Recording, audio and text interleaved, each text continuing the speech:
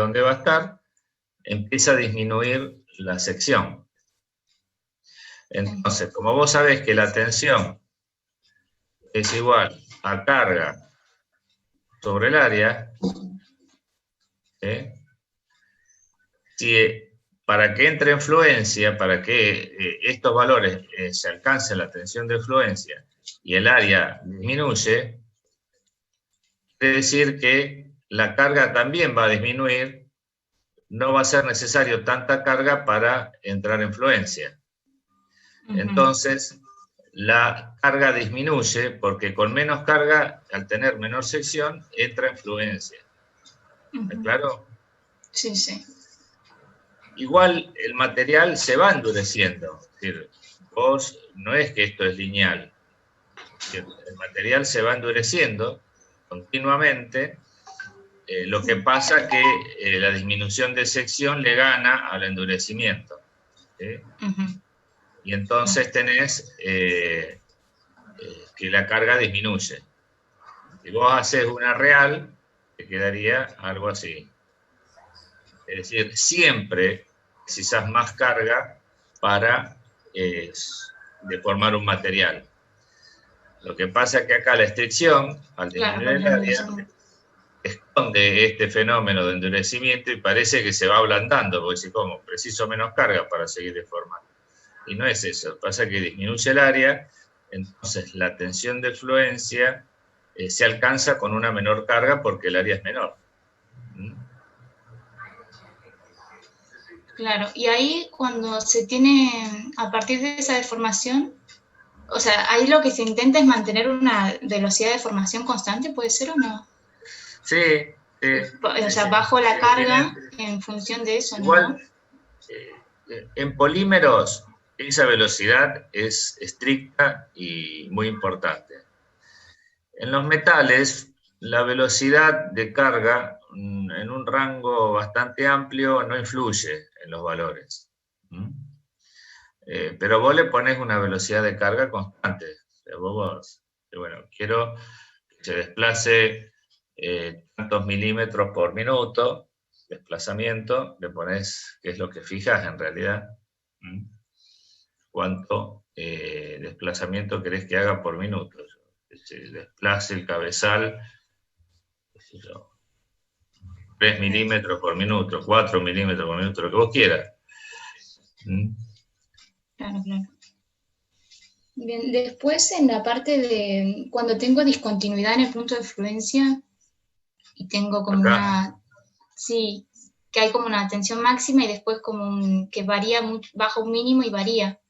Claro, que sube así y esto, que en realidad se hace muy exagerado, no es tanto como esto, pero hay un pico máximo y luego cae y se mantiene alrededor de un valor. ¿Pero hay que variar la carga en ese punto? Acá, ¿por qué aumenta la carga? Ahí Claro. hay un fenómeno que ustedes, a ver, voy a hacer una...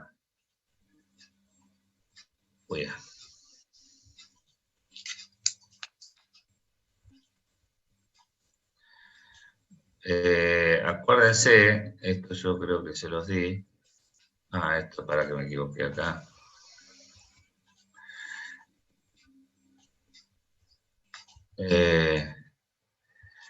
Vamos a hacer acá una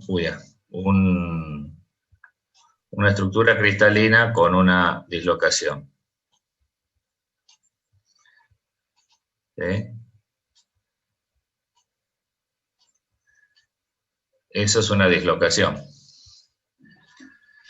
Esta que está acá. Sí, sí. Y vamos a suponer que hay un átomo intersticial que anda bollando por acá. ¿Sí? Este a este.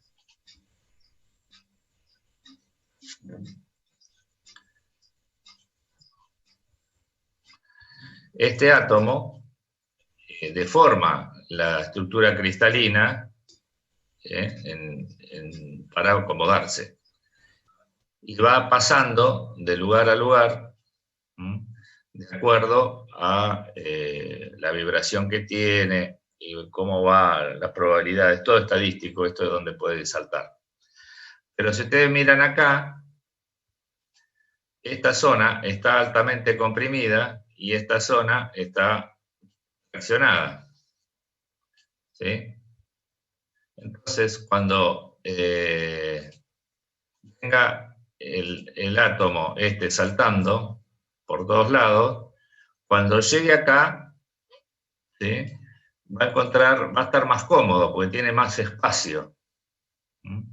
Y la probabilidad de que se vaya de acá disminuye muchísimo a otro lado, porque para otro lado precisa más energía para ubicarse. Entonces acá minimiza la energía y va a tratar de quedarse acá en esta zona. Esto pasa en todas las dislocaciones, ¿sí?, que hay en el material. Y esas dislocaciones que rodean a las dislocaciones, esos intersticiales que rodean a las dislocaciones, se llama atmósfera de Cottrell. Es decir, cuando uno deja mucho tiempo un material o lo calienta, ¿qué estoy haciendo? Estoy dándole o tiempo a la difusión o facilitando la difusión por temperatura para que vibre más alto y tenga posibilidad de salto. Entonces, calentando o dejándolo un tiempo, los átomos se van a ubicar debajo de acá de las dislocaciones. ¿Qué pasa? Cuando yo aplico la carga, ¿sí?, vamos a suponer, aplico una carga de corte en este sentido,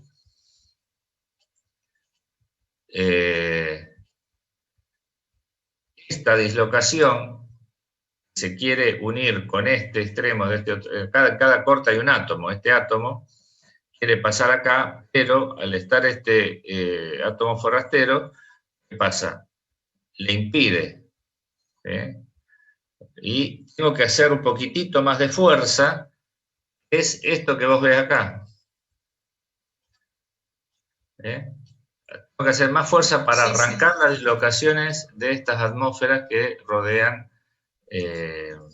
estos espacios, o se ubican en estos espacios.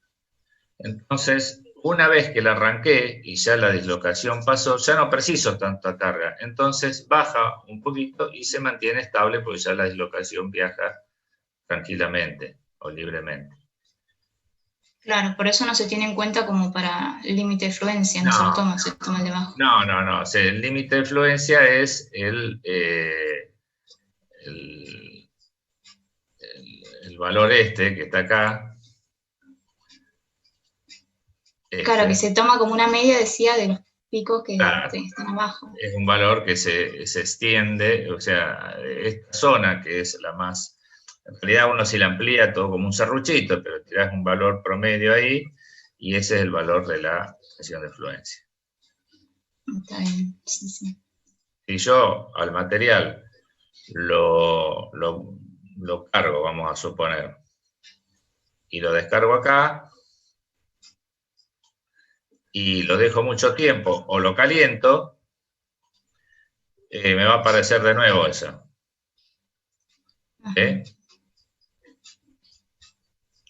Porque los átomos viajan nuevamente y se ubican alrededor de cosas y aparece de nuevo el piquito ese. Claro, sí. Bueno, eso se llama endurecimiento por envejecimiento. Y en el endurecimiento por deformación, la deformación se da, o sea, el punto de fluencia es el mismo más o menos, o sea, una vez que ocurre el ciclo de carga y descarga, cuando vuelva a cargar, ¿se da la misma o se endurece y aumenta? No, vos, si vos tenés un material que tiene este gráfico y yo lo descargo, que yo acá, la tensión de fluencia cambió. Antes la tensión de fluencia era esta, ahora la tensión de fluencia es esta. Pues yo vuelvo a cargar, entra en fluencia en esta zona. esta diferencia de tensión producida por la deformación plástica es lo que se llama endurecimiento por deformación. Claro, sí, cambia. Bien. Porque acuérdense que la tensión de fluencia depende de la microestructura. Y acá la microestructura cambia. ¿Cambia por qué? Porque el grano se alarga, se deforma, hay una gran cantidad de aumento de dislocaciones, etcétera, etcétera. Todo eso pertenece, el orden jerárquico estructural, a la microestructura.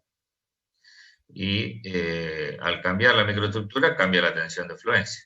Este material, que yo lo llevé a este punto y lo descargué, es otro material, no es igual que este. Este está deformado en frío. Y entonces la tensión de fluencia inicial, que era esta, pasa a ser ahora de ese material esta tensión de fluencia. Bien, sí, gracias. Yo Profe, tengo por más esto dudas, no... pero si los chicos tienen más, que pregunten ellos. Sí, sí. A ver, adelante, ¿quién más? No, le iba a preguntar, profe, por eso no la tomamos como propiedad, ¿no? Porque depende de la... No, la tensión de fluencia es una propiedad. No, no es. Sí es. Ah, La tensión de fluencia es una propiedad, si no, no podrías dimensionar nunca el material. claro. Ninguna cosa podés dimensionar. A ver, una cosa es una propiedad cuando es independiente del método de medición y de la geometría de la probeta, o de la geometría. Eso yo puedo hacer un ensayo, y los valores de ensayo lo puedo aplicar en una vía de cualquier forma. ¿Sí? Esto Claro. me permite eso, porque es una propiedad. Es la única propiedad que ustedes miden en un ensayo de tracción, justamente es la tensión de fluencia, la única. ¿Sí? Porque el alargamiento porcentual o la carga máxima o cualquier otra cosa, o sea, el alargamiento porcentual, que sería este que está acá abajo, que sería este que va desde acá a acá, al final del ensayo, esto no es una propiedad del material, porque esto depende del tamaño de la probeta. Si es más grande, va a ser menor, si es más finita, más una planchuela, se va a estirar más. Eso depende de la geometría. La carga máxima también depende de la geometría. Si es más gruesa, por ahí va a ser más alta, si es más finita, va a ser más baja. La carga máxima. Ahora, la tensión de fluencia, cualquier probeta, grande, chica, cuadrada, redonda, te va a dar siempre la misma. Claro. ¿Sí? Independiente de la geometría.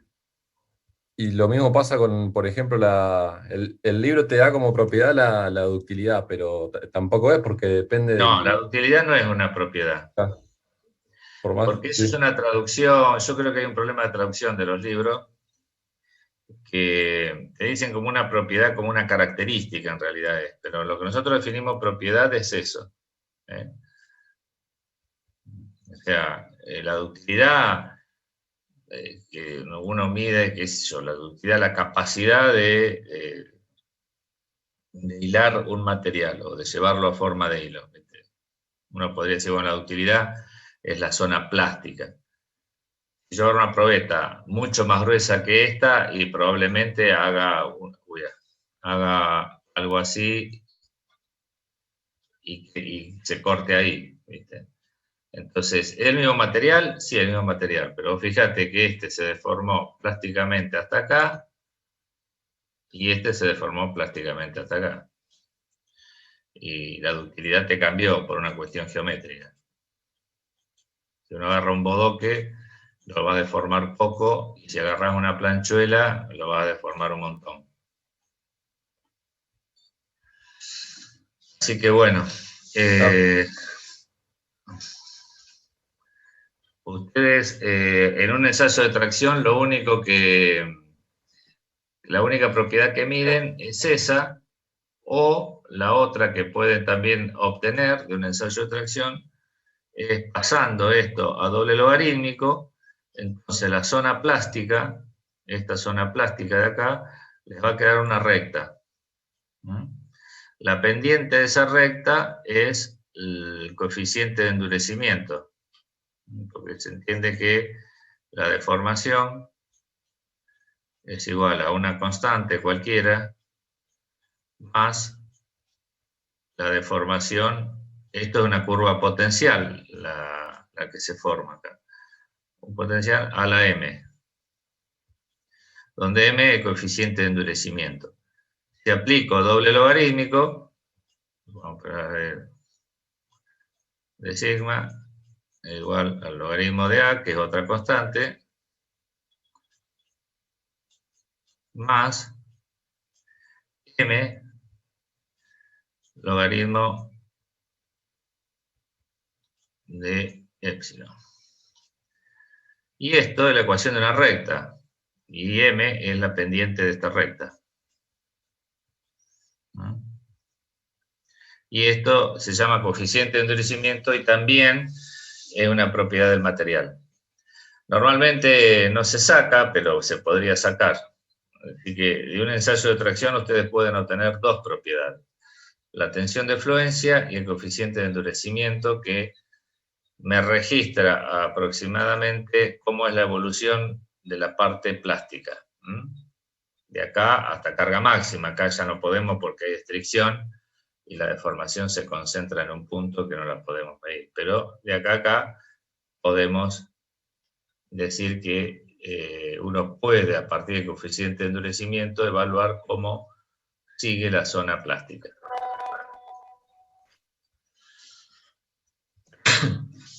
Y también nos hacemos un ensayo, profe, para el módulo de elasticidad. Casi siempre. Yo le hago la siguiente pregunta. ¿Por qué cuando yo llego acá a cualquier punto y descargo, esta pendiente que hay acá, original, es la misma que esta y es la misma que esta?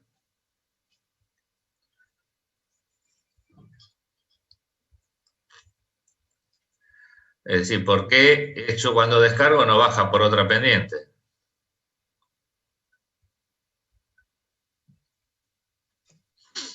Esa pregunta ¿Es al final. insensible a la microestructura? O sea, tiene que ver con los enlaces de los átomos del módulo de Young, ¿no? ¿Y entonces qué es microestructura eso? No. ¿Qué es? Nanoestructura. Nanoestructura. El módulo de elasticidad depende de la nanoestructura. ¿Sí? Entonces, siempre acá vos no modificás la nanoestructura, no modificás la unión de los átomos, la estructura cristalina, eso no lo modificás. Así que la pendiente que representa el módulo elástico, ¿sí?, no tiene por qué cambiar el módulo elástico en ningún momento del ensayo, porque es independiente de la microestructura y solamente depende de la nanoestructura. Entonces, como la nanoestructura no se modifica, el módulo elástico no se debe modificar. Diferente es la tensión de fluencia, que depende de la microestructura, y efectivamente la tensión de fluencia se modifica al modificar la microestructura del material, porque en este ensayo sí se modifica, ya lo vimos, que los granos se deforman, que se genera un montón de dislocaciones, etcétera, etcétera. Entonces la microestructura cambia, la tensión de fluencia cambia. Pero el módulo elástico depende de la nanoestructura, y la nanoestructura no se modifica. Entonces, si vos querés saber el módulo elástico de un material, vas y buscás en los libros, porque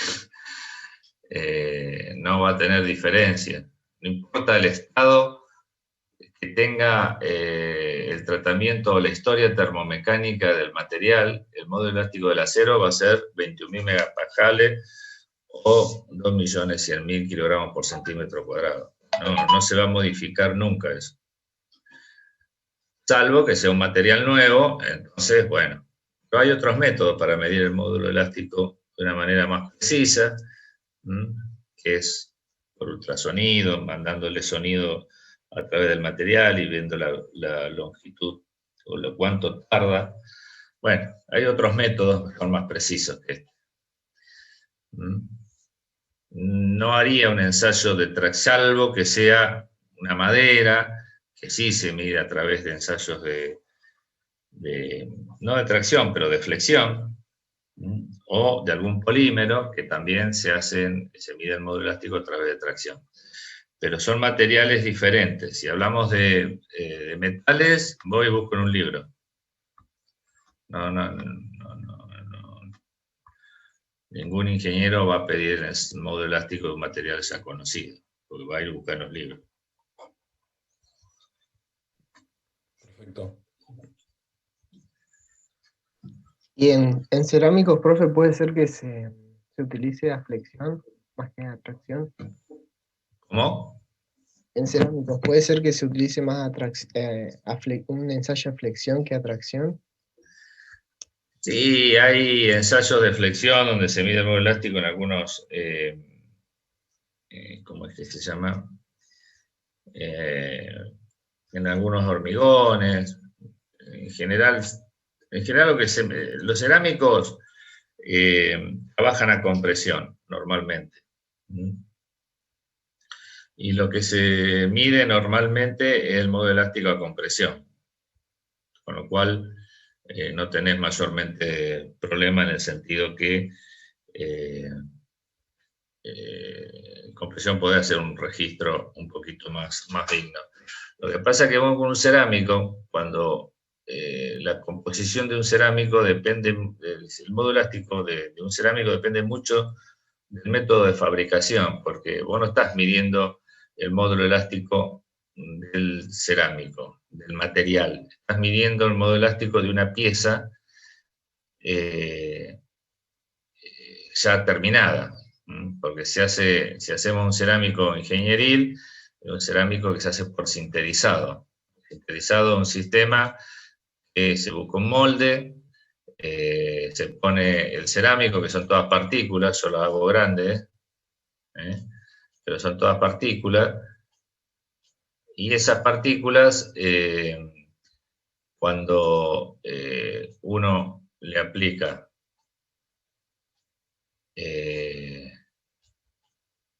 presión, le aplica presión y temperatura, se produce una difusión y el material se empieza como a soldar, ¿no? Uno con respecto a otro. Yo lo hago un pedacito, pero en realidad imagínense que esto sucede en todo el material. Con algunos huequitos en el medio. Son los pedacitos estos que no se juntan. Entonces va a quedar... Uy, qué tonto.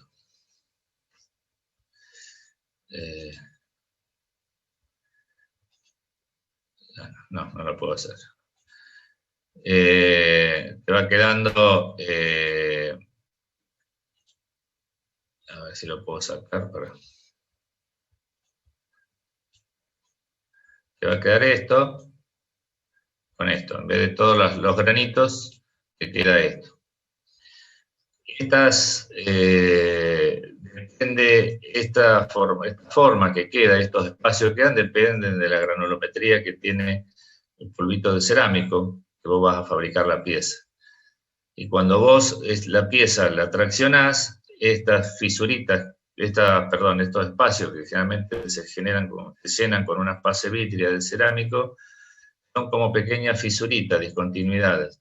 Y esto se van propagando, se van coalesciendo y se va haciendo una fisura grande. Por eso te digo que vos no medís el cerámico, sino medís la pieza y cómo formaste la pieza de cerámico. Es muy dependiente del método de fabricación cuando hablamos de cerámica. Inclusive el módulo elástico es función de la granulometría de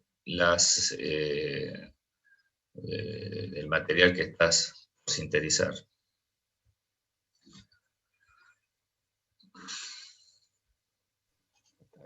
Gracias.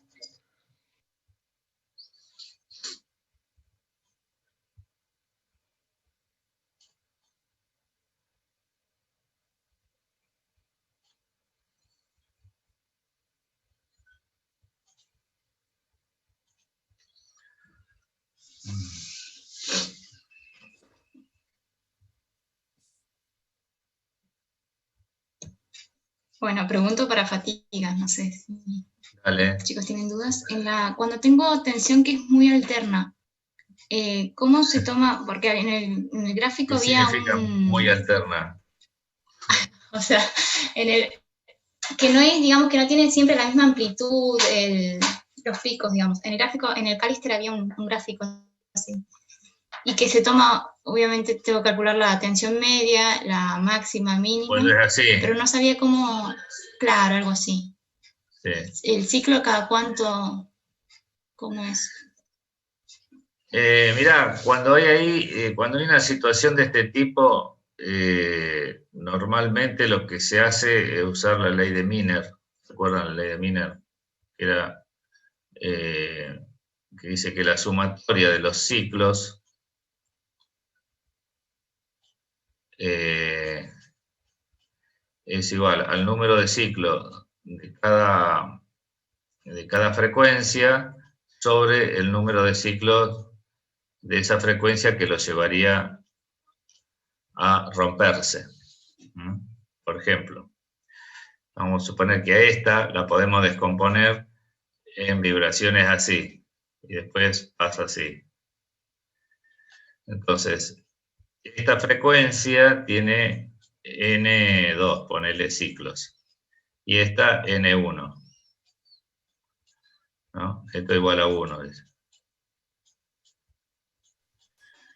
Entonces, dice Miner que si vos haces la cantidad de ciclos N1 dividido la frecuencia, el número de ciclos, perdón, con el cual se rompería a esta frecuencia, con esta vibración, más el N2, el número de ciclos de esa frecuencia, sobre el número de ciclos a la rotura con esta frecuencia, sería rotura 2,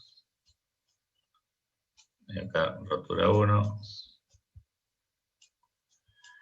es igual a 1. Bueno, lo analizás con la ley de Miner, estas situaciones. Y si es muy, muy despareja, sacás valores medios y los llevas a esta frecuencia, a algo lo más parecido posible, represente esto. No tenés otra manera. Si es muy aleatoria, no sabés qué es lo que va a venir. Claro, sí, sí, bien. Gracias.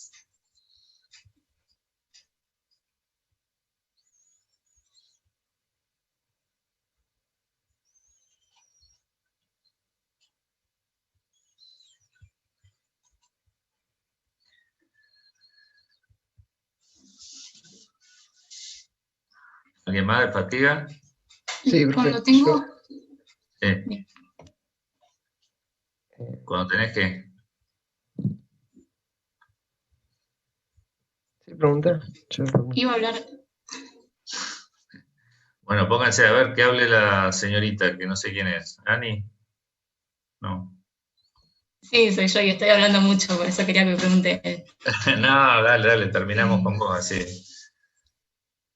Bien, en la ley de París, o sea, la etapa 1 es cuando aumenta, digamos, cuando la propagación de la grieta es muy grande, digamos, en el gráfico, no es ese umbral que tengo al principio donde no crece la grieta, ¿no? Vos, no tiene que haber el tamaño de la grieta. Vos en la ley de París tenés que la velocidad del crecimiento de fisura en función del número de ciclos, en función del delta K. Vos fíjate que lo que te varía es el delta K. Cuando hay un delta K que por debajo no hay crecimiento de delta K, eso se llama delta K umbral. A partir de ese delta K hay crecimiento y luego hay un crecimiento estable. La ley de París es válida en esta zona, ¿no es cierto? Que es la zona lineal porque aplico doble logarítmico de los dos y te queda esto. Entonces el logaritmo, esto es el logaritmo. Y este es el delta K umbral. así, hay el delta K con esa fisura es menor que este, no hay crecimiento de fisura. Vos precisás un cierto delta K para que empiece a crecer la fisura. Acuérdense que la ley de Paris era de A ADN es igual a una constante A, C, que se lo quiera, por delta K a la M. Cuando aplico doble logarítmico, me queda el logaritmo de C, que no es otra cosa que, vamos a cambiar el color, que la ordenada al origen, y M pasa a ser la pendiente de la recta.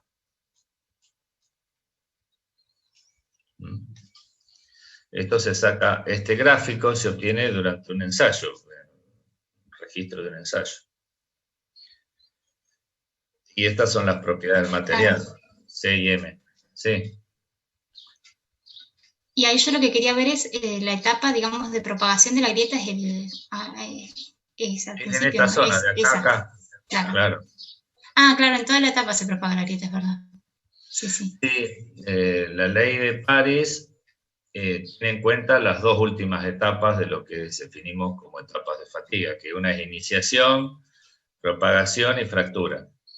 La ley de Paris tiene en cuenta la propagación y la fractura. La fractura estaría en esta zona.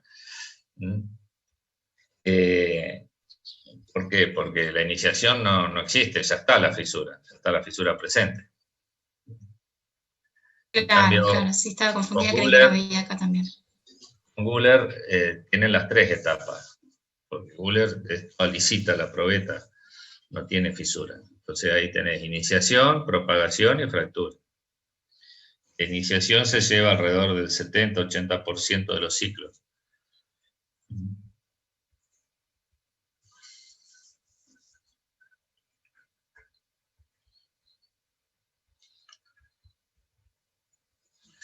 Bueno, ¿quién más quería preguntar algo de fatiga?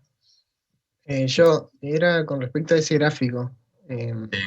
Mi duda es cómo se hace para ensayar y conseguir ese gráfico.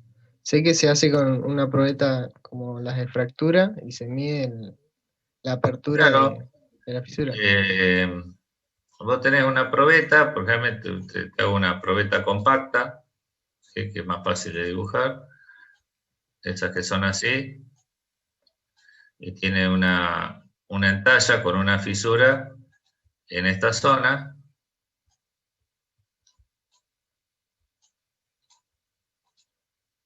Que es una entalla así.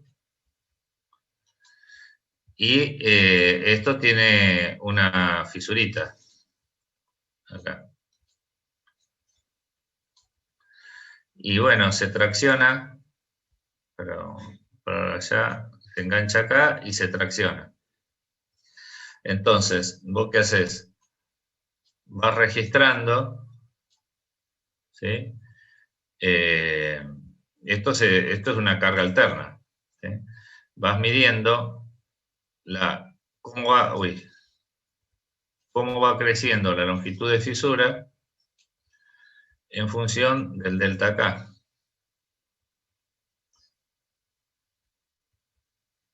No, perdón, en función del número de ciclos.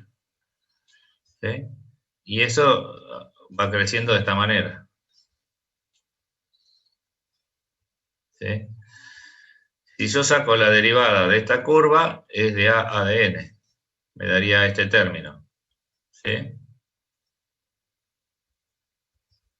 ¿Lo ven eso, no? La pendiente de esta curva es este término, la variación de A en función de N.